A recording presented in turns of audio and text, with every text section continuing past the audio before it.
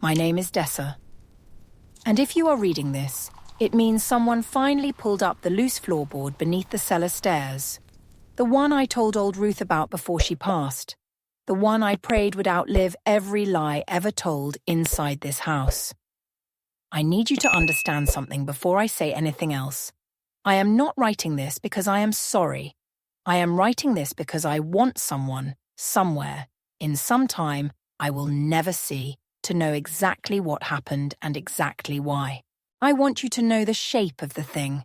I want you to feel it the way I felt it, from the inside where it burns.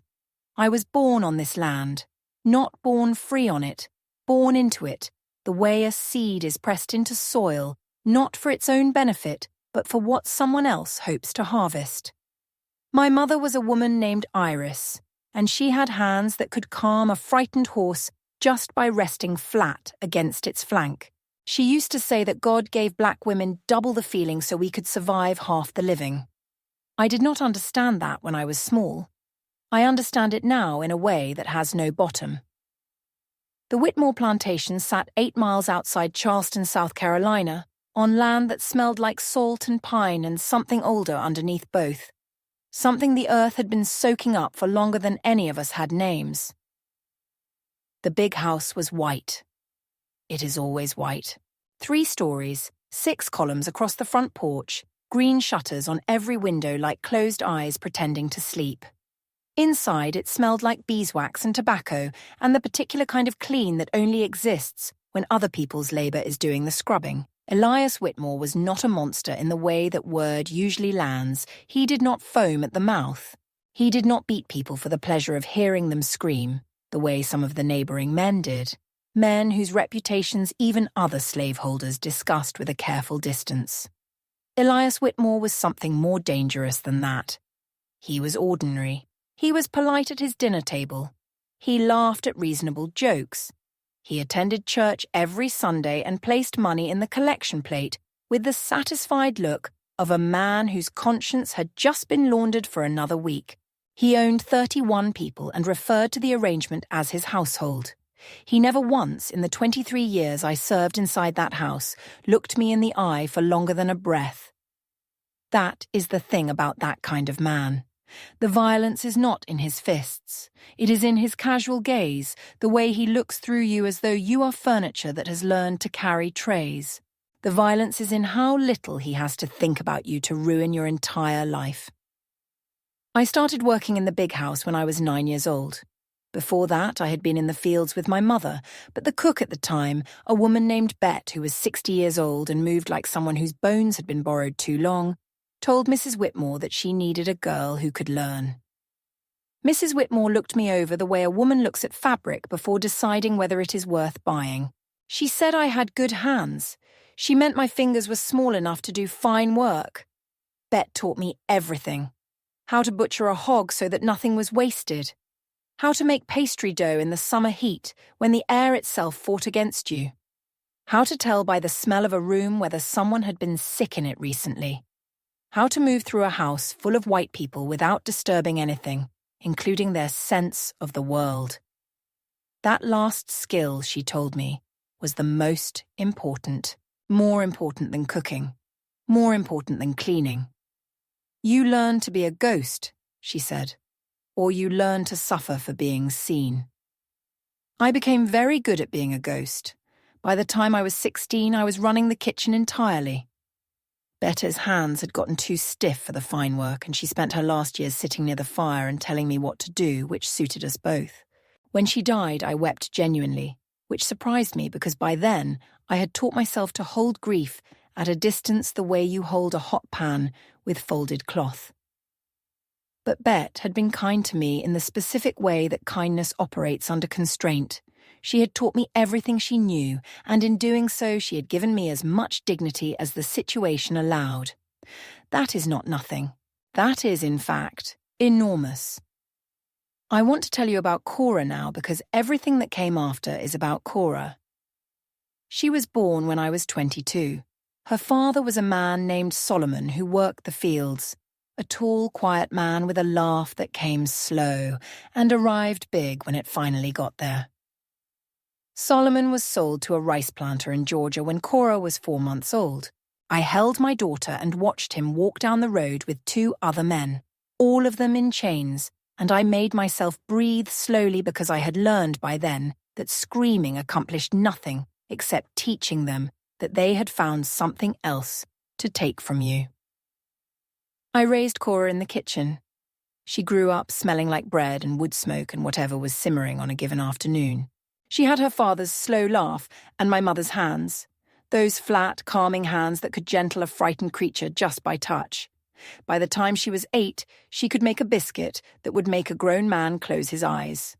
By the time she was 12, she was helping me serve the family's meals, moving through the dining room with the careful quiet I had trained her toward, invisible in all the right ways. I watched her grow with a love that had no adequate language. I watched her and I felt, every single day, the specific terror that belongs only to mothers in bondage. The knowledge that what you love most in the world is not legally yours to protect. That someone else holds the paper. That a man who does not know her laugh, who has never seen her calm a frightened horse, or watched her figure out a new recipe by smell alone, can decide on a Tuesday morning to remove her from your life entirely, and the law will stand behind him with both hands. I knew it could happen. I had watched it happen to other women. I had held other women after it happened. In the dark of the quarters, while they made sounds that were not quite crying and not quite anything else, sounds that did not have a name because the situation that produced them should not exist in any world that calls itself civilized. I told myself I was prepared. I was not prepared. It was October of 1847. Cora had just turned 20. She had her father's height by then, and something in the way she carried herself, a quiet steadiness, a dignity she had built entirely inside the constraints of her life, that I recognized as the most impressive thing I had ever watched a person do. She was not happy. She was not supposed to be happy. But she had built something real inside the unhappiness, a kind of interior architecture that held. I was in the kitchen on a Wednesday morning when I heard Mrs. Whitmore talking to her husband on the back porch. I was not trying to listen. I have told myself that so many times it has stopped meaning anything. The truth is that I had learned very early to catch any scrap of conversation that moved through that house, because information was the only currency available to me, and I needed every piece of it I could gather. So yes, I was listening. I heard her say Cora's name. I heard him say a number. I heard her say she supposed that was fair. I heard him say the man would be coming from Mississippi on Friday. I stood in my kitchen and I did not move for what must have been a full minute.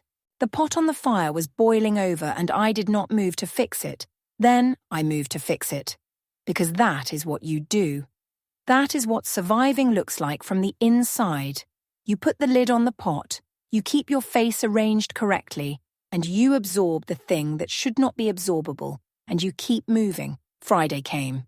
I woke before the sun, and I lay on my pallet and I stared at the ceiling and I listed in my mind every detail of Cora that I had memorized over 20 years, the way you inventory something you suspect you are about to lose, the exact pitch of her laugh, the way she held a knife when she was breaking down a chicken, the small scar below her left ear from when she fell against the kitchen table at age 7, the way she smelled like wood smoke and something underneath that was only her, was only Cora, was only mine. I listed all of it. I pressed it down into a place inside me where I hoped it would be harder to reach. The man named Pressler arrived from Mississippi at mid-morning. He tied his horse at the post near the front steps and knocked on the door as though he had been expected.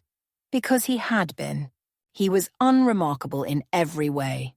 Medium height, brown coat, a face like a closed door, the kind of forgettable that belongs to a man who does not need to be interesting because money does the work for him.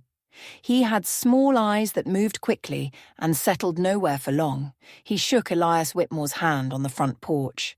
They spoke for a short time about the weather, about the ride from the coast, about nothing. Then Whitmore called for Cora. I was standing in the hallway near the kitchen entrance, which gave me a partial view of the porch. I watched Pressler look at my daughter the way an auctioneer surveys inventory, quickly, efficiently, without any personal investment in what he was seeing. He walked around her once. He said something I could not hear.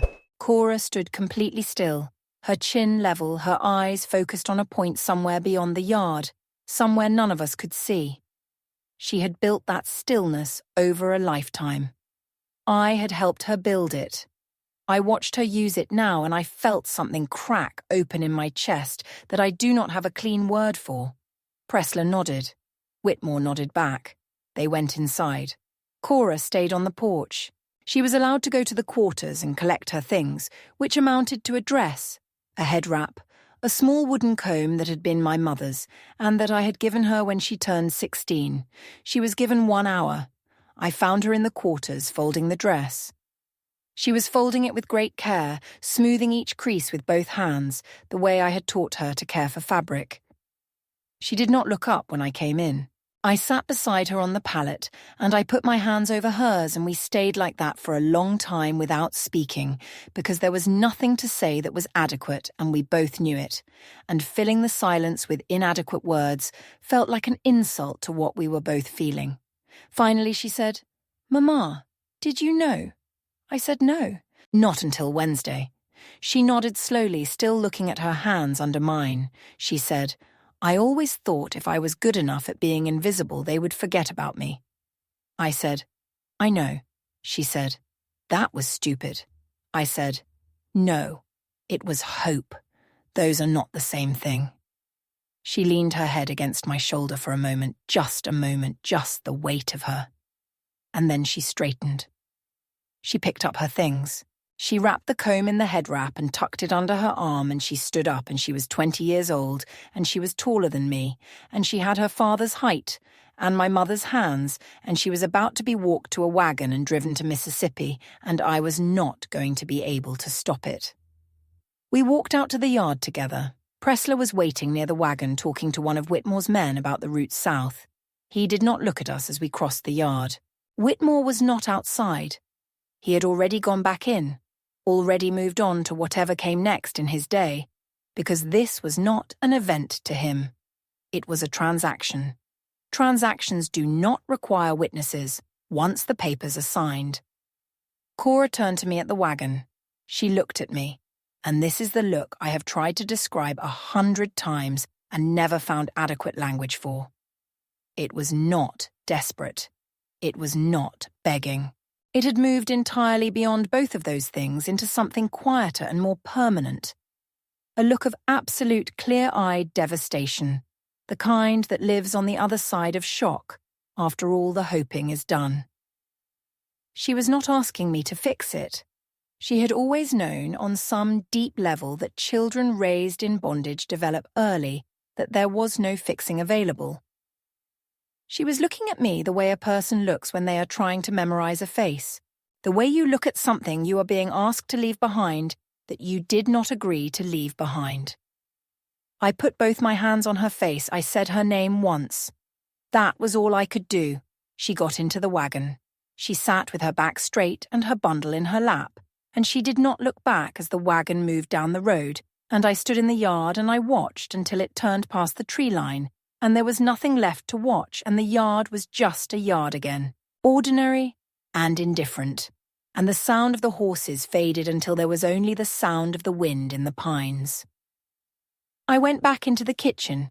I stood at the cutting board, and I cut carrots for the evening soup, and I cut them until they were smaller than they needed to be, and I kept cutting. That night, for the first time in my adult life, I could not arrange my face correctly. I sat in the dark of my quarters, a single room at the back of the kitchen building, 8 feet by 10 feet, with a pallet and a small chest and a window that looked out on the yard. And I felt something shift inside me in a way that was structural, like a beam finally giving, not breaking dramatically, not collapsing all at once, but moving in a way it was never meant to move, and everything above it settling wrong. I thought about my mother, who had died when I was 14 of a fever that better circumstances would have cured. I thought about Solomon walking down the road in chains. I thought about Bet, who had taught me to be a ghost.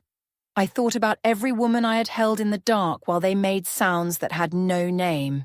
I thought about 23 years inside that White House, 23 years of perfect invisibility, and I thought about Cora folding her dress with great care because I had taught her to care for things, and I thought about the enormous distance between the word family and what that word actually meant in that house, in that world, in the law that held us all in place. And I thought about an old woman named Nancy. Nancy lived in the quarters at the far end of the property. She was in her 70s, maybe older. She had stopped counting years at some point, she said, because the years were not hers to count. She had come from the coast of what she called the old country, though she had been so young when they brought her over that she carried that place more as feeling than as memory. A certain quality of air, a colour, a word here and there that did not belong to English. The other enslaved people called her the Root Woman. They said she knew things. They said that the knowledge she carried was old in a way that went back before ships, before chains, before everything that had been done to reshape the world into this particular nightmare. I had always kept a respectful distance from Nancy, not out of fear exactly, but out of a kind of caution I now recognize as cowardice wearing the clothes of prudence. I had a position in the house.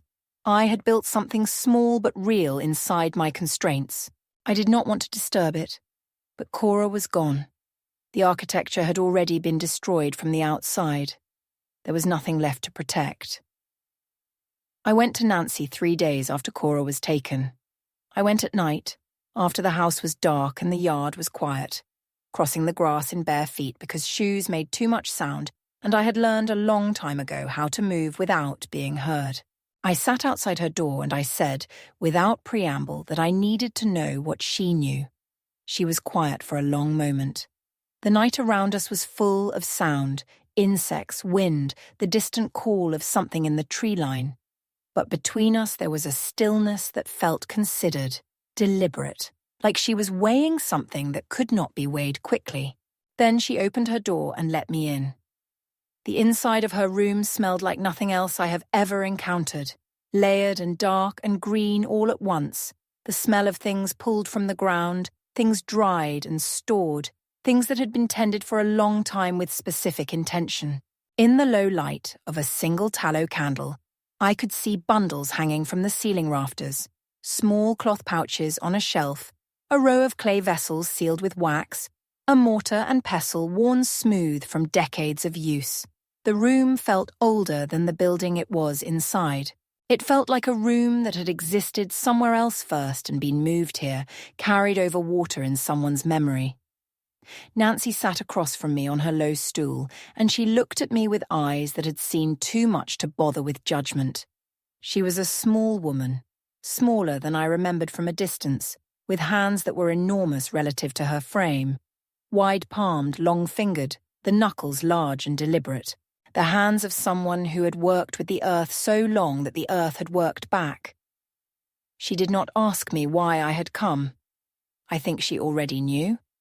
I think, in some way I cannot fully explain, she had been waiting for me to come for a long time.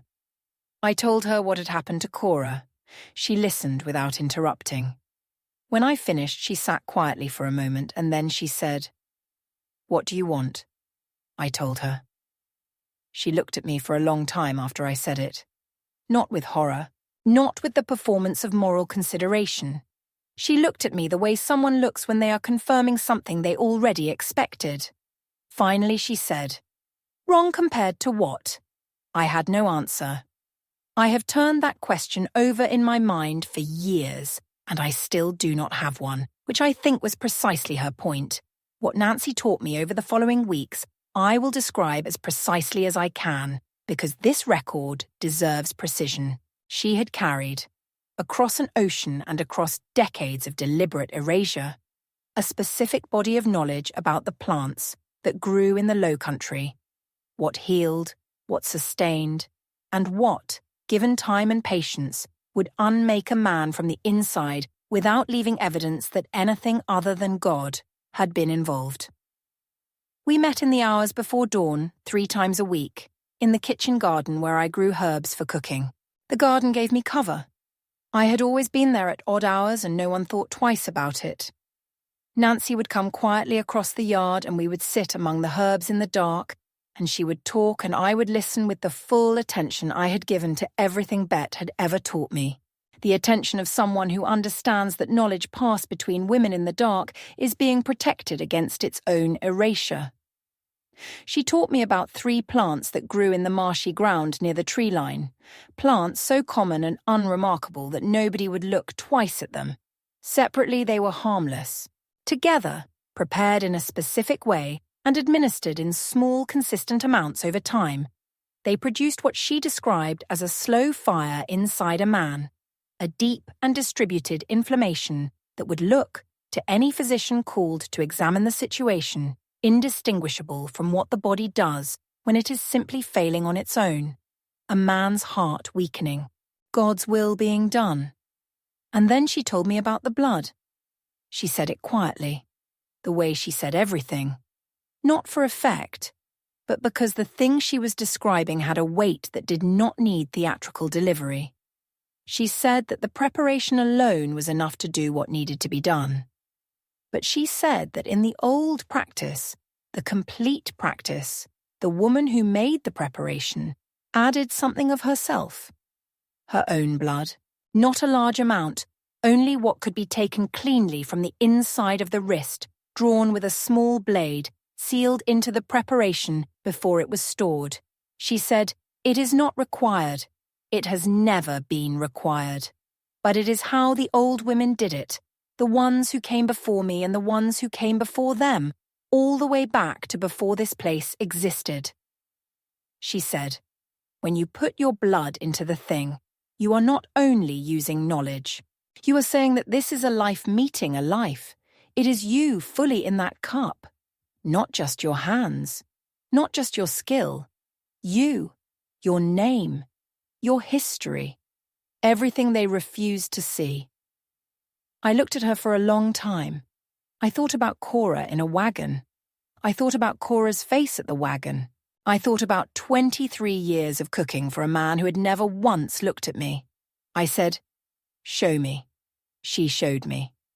She took the small blade from the shelf above her mortar, a thin, short blade, the kind a surgeon might use, worn smooth at the handle from long use, and she held it in the candlelight for a moment without speaking, as though giving me one last interval to reconsider.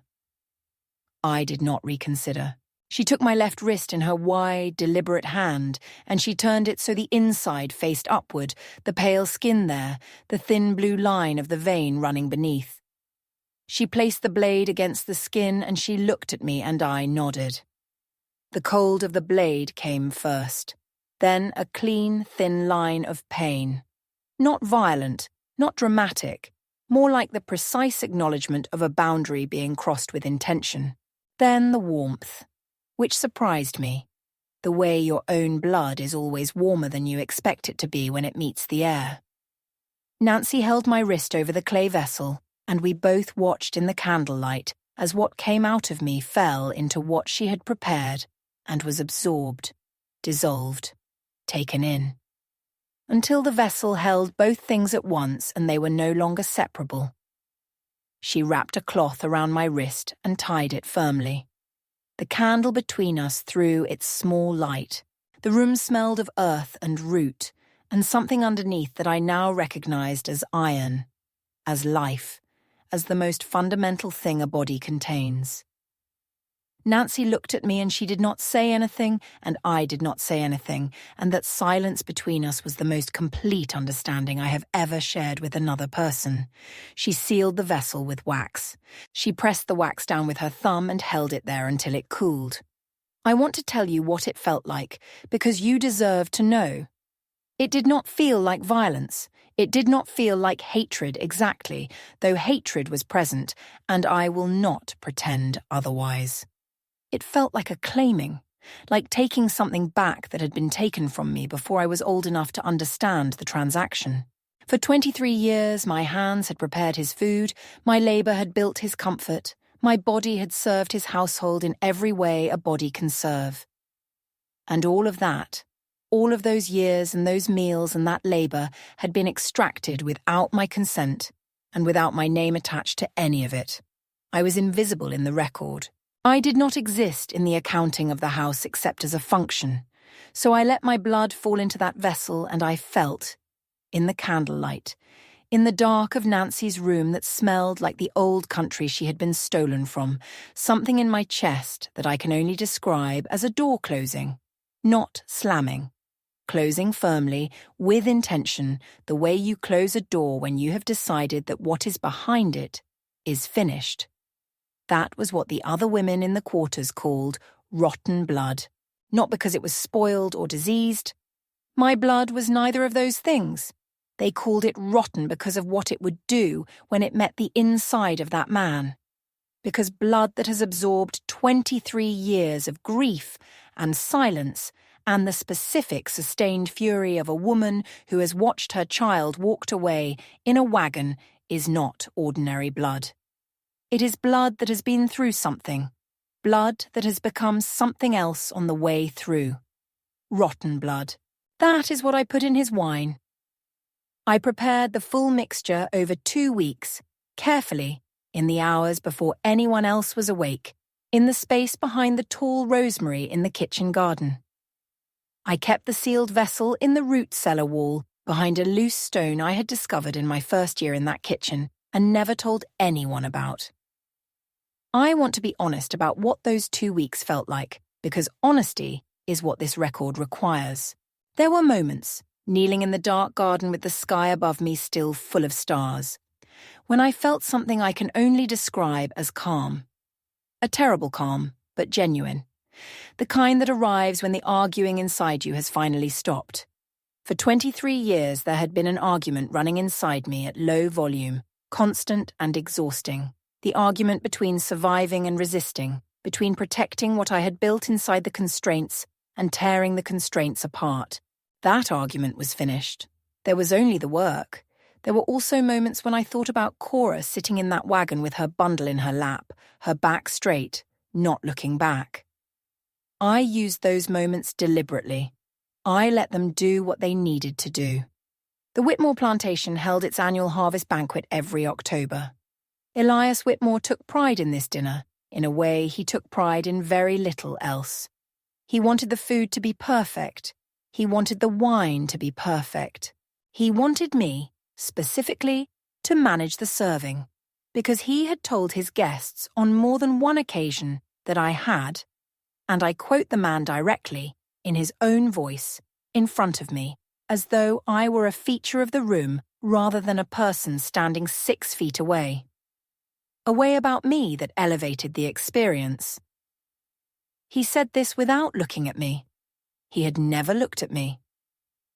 The 1847 harvest banquet was scheduled for the 23rd of October, 18 days after Cora was taken. 9 neighbouring planters and their wives, the men who made the same decisions Whitmore made, who held the same papers, who built the same lives on the same foundation. They would sit at his table and eat the food I cooked and drink the wine I poured and talk about their crops and their politics and their good fortune. I cooked his last meal with genuine care. I want to say that clearly, not to justify anything, but because it is true, and accuracy matters here. The bread rose perfectly. The roast was exactly right. The kitchen smelled the way it always smelled when everything was working, warm and layered, the smell of skill producing something real. That satisfaction was mine. It had always been mine. Nothing that was going to happen that night could reach backward and take it from me. The wine was a Bordeaux that Whitmore had been aging for 3 years. He had shown me the bottles himself weeks before, brought me down to the cellar, pointed them out with something approaching reverence, told me they were to be opened 1 hour before service and decanted into the crystal. He said this as though sharing something precious, this information, this trust. He was in a good mood that day. Cora had been sold 2 weeks before, and the transaction had been profitable. I opened the bottles 1 hour before service, I stood at the kitchen table in the candlelight with the crystal decanter in front of me. I opened the first bottle and I smelled it, genuinely smelled it, because wine was a serious thing and this wine was serious. And it was exactly what he had promised. Deep and dark and complex, the smell of something that had been given enough time to become fully itself. I decanted the wine into the crystal. I watched it move through the candlelight, that particular dark red that has no other name. Then I reached for the clay vessel. I broke the wax seal with my thumbnail. I opened it slowly, the way you open something you have been keeping with care. The smell that rose from it was earthy and faintly bitter, and underneath both of those things there was something else.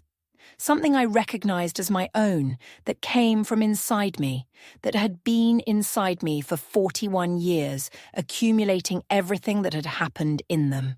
I held the vessel over the decanter and I poured carefully, in the precise measure Nancy had specified.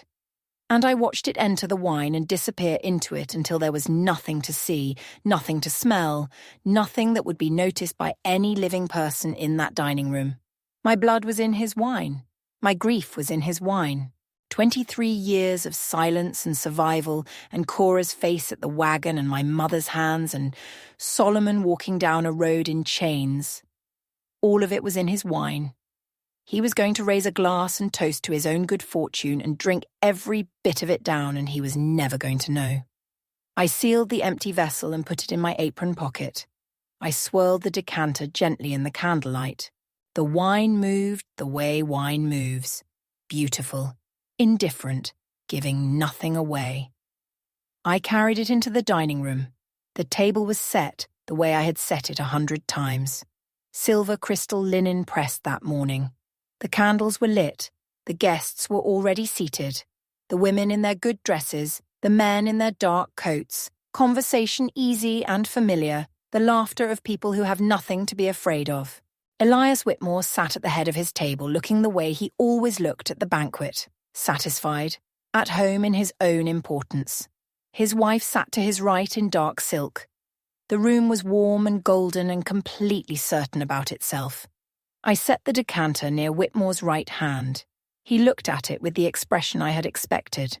A specific brightening, the anticipated pleasure finally arriving. He picked it up and looked at the colour in the candlelight, and he smiled. He said something to the man beside him about it being worth the wait. He poured his own glass first.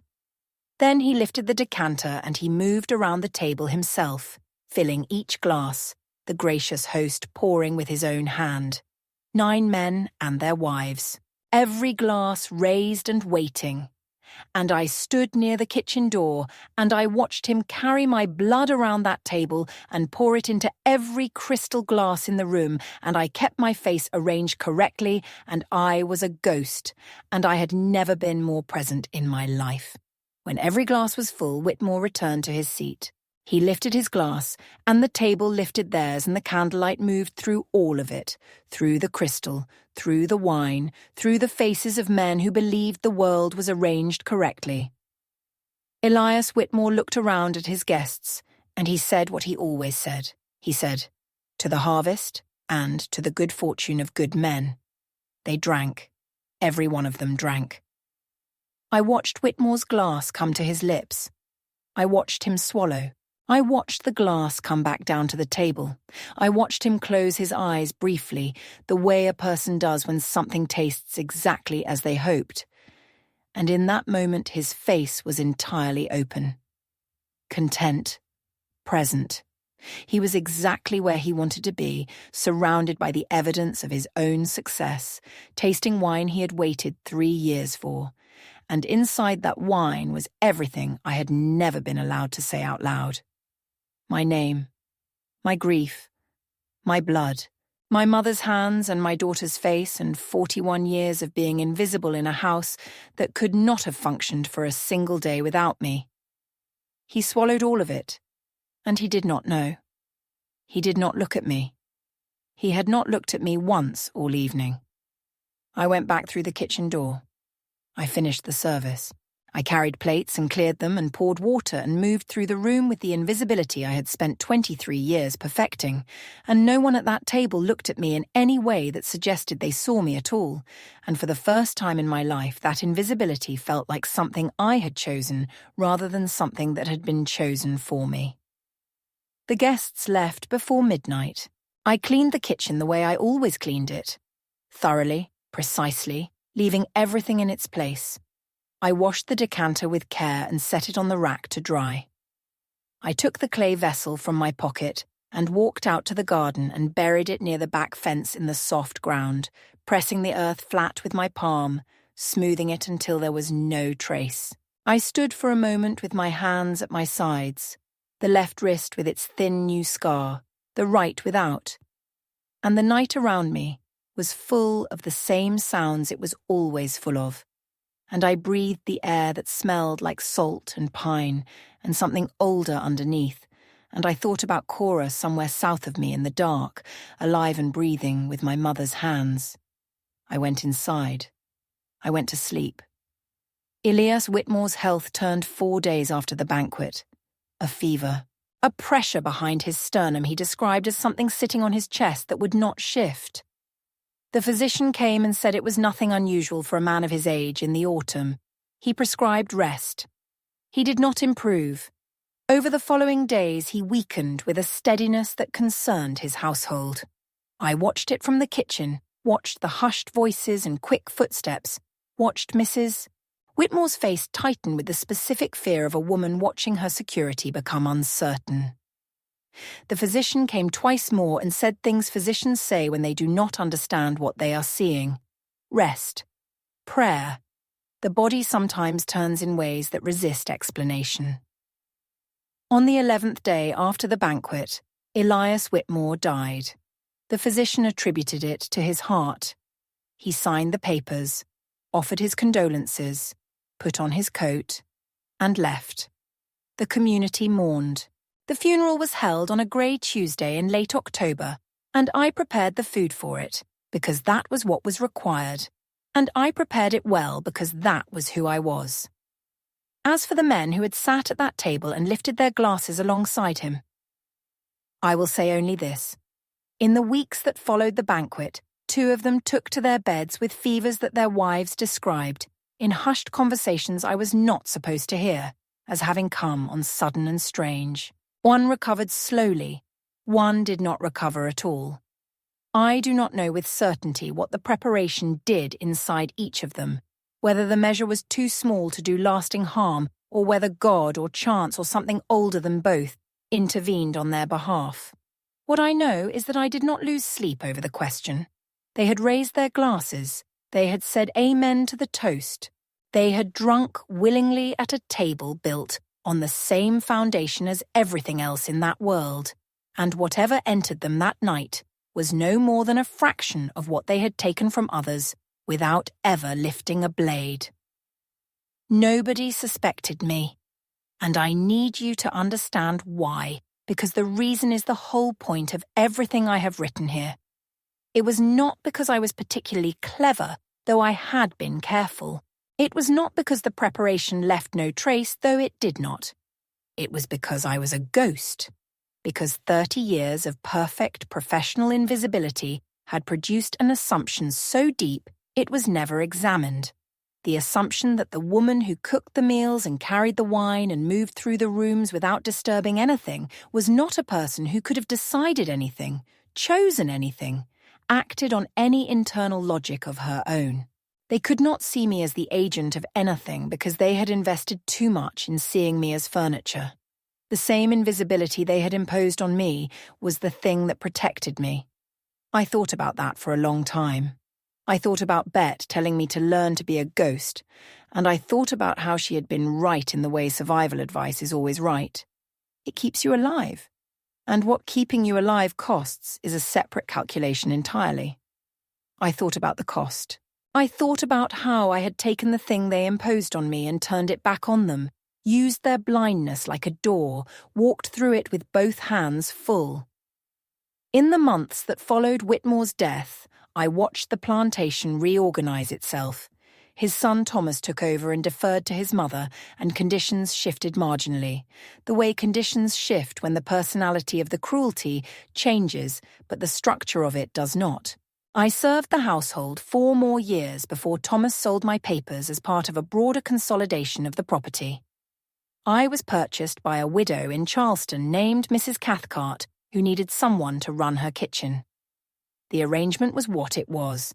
She held my papers, I was not free. But the kitchen was good, and I was left largely to my work. And work had always been where I kept the most important parts of myself. It was in Mrs. Cathcart's house that I found, through channels I will not detail here because there are people still living who used them, that Cora was alive. She was in Mississippi, on the Pressler property outside Natchez. She had a daughter. The daughter's name was Iris. I read that and I sat down on the kitchen floor, which is not something I had done since I was small, and I pressed both palms flat against the boards, the left wrist with its thin scar, the right without. And I stayed there for a long time with my eyes closed, and something moving through me that was too large and too mixed to name. Grief and gratitude and love so old it had become geological, layered and compressed. The love of a woman for her mother, for her daughter, for her daughter's daughter, the whole long thread of it running through me in both directions at once. Cora had named her daughter for my mother, Iris, who had hands that could calm a frightened horse. Iris, who said that God gave black women double the feeling so we could survive half the living. Iris, who died of a fever when I was 14, because the world she lived in did not consider her worth the cost of saving. Her name was being carried forward, in Mississippi, in a room I had never seen. A little girl was walking around with my mother's name and my daughter's hands, and I did not know what her laugh sounded like yet, but I intended, with everything left in me, to find out. And I thought about blood, about what blood carries, what it remembers, what it refuses to let go of across generations. I had put my blood into a man's wine as an act of reclaiming. And somewhere down in Mississippi, my blood was walking around in a little girl named Iris, carrying my mother's name, carrying forward everything that man had tried to end when he signed a paper and watched a wagon go down a road without bothering to come outside. He had drunk my blood and believed he had consumed nothing. But my blood was still here. It was in Natchez. It was learning to walk. It was being named after the women who came before it, the long, unbroken line of us, and it was going to outlast everything he had ever built. I am writing this in 1855. I am 49 years old. The country is moving towards something I can feel the way you feel weather coming. In the quality of the air, in the things said and unsaid, in a pressure that has been building since before I was born, and is finally, after all this time, approaching a point that the container cannot hold. I do not know what comes after. I do not know if I will live to see it. What I know is this. I know that Cora is alive. I know her daughter carries my mother's name and my mother's hands and will carry them forward into a world I cannot see. I know that somewhere south of me the same interior architecture is being built again, in the dark, in the constrained space of what is allowed, by hands descended from my hands. We are a family of builders. We have always been a family of builders. We build inside impossible conditions, and what we build holds. I know that on the night of the 23rd of October, 1847, I stood in a kitchen, and I opened a clay vessel, and I poured my own blood, my name, my grief, my mother's hands, my daughter's face, 41 years of being invisible in a house that could not have stood without me, into a man's wine. And I carried that wine into his dining room on a silver tray, and I did not spill a drop.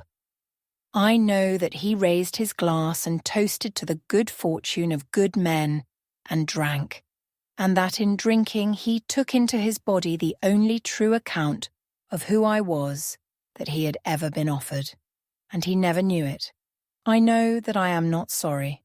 I know that the question Nancy asked me are wrong compared to what, is still the most honest question I have ever been asked, and that the absence of an answer is itself the answer.